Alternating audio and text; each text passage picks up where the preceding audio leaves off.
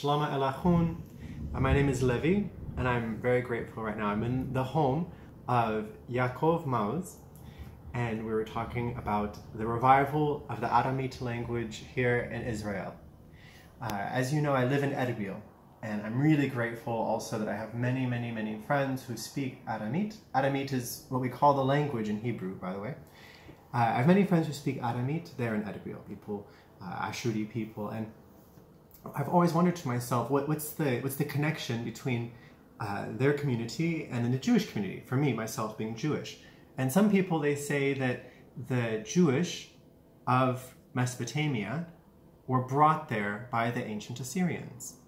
But it goes much further than that into like present day time. So for example, a lot of Jewish people in different communities in this region there spoke Aramite. They also spoke other languages too, some of the communities, but many spoke Aramite. And when they were exiled in the Saddam times and came here to Israel, still speak the language today. So I go to Erbil, I hear somebody say, Shalom alaikum.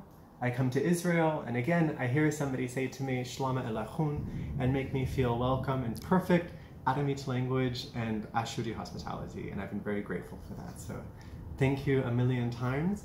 And here I have we were discussing this great pamphlet that Ya'akov put together about spoken Aramaic as a second Jewish language. So with Aramite, it's not just a language of society or groups, it's also a very important religious language. And I want everybody to know that a lot of our most sacred Jewish holy texts are in this language.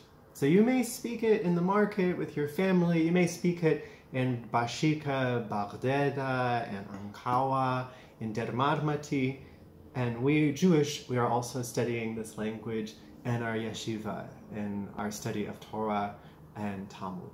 So it's a joy, and I have a lot to learn, and many things that I hope come to fruition. Thank you.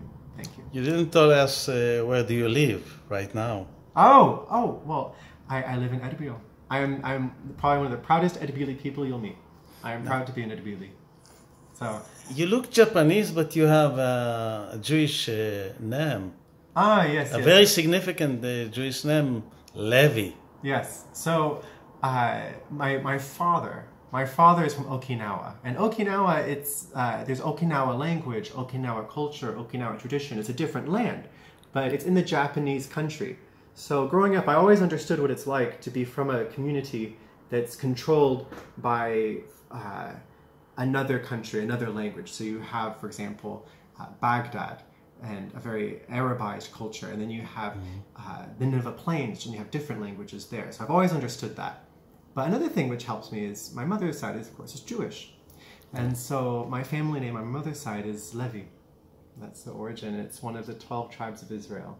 So you could say, even though I'm Jewish, and I'm not Assyrian, I'm not Kurdish, I'm not Turkmani, I'm not Yazidi or Arab, I'm still very Asher, very tribal, even my name. I'm proud of it too. So. Thank you, and you're welcome anyway and anytime to our home. Thank you. Bye-bye. Look forward to it. Thanks.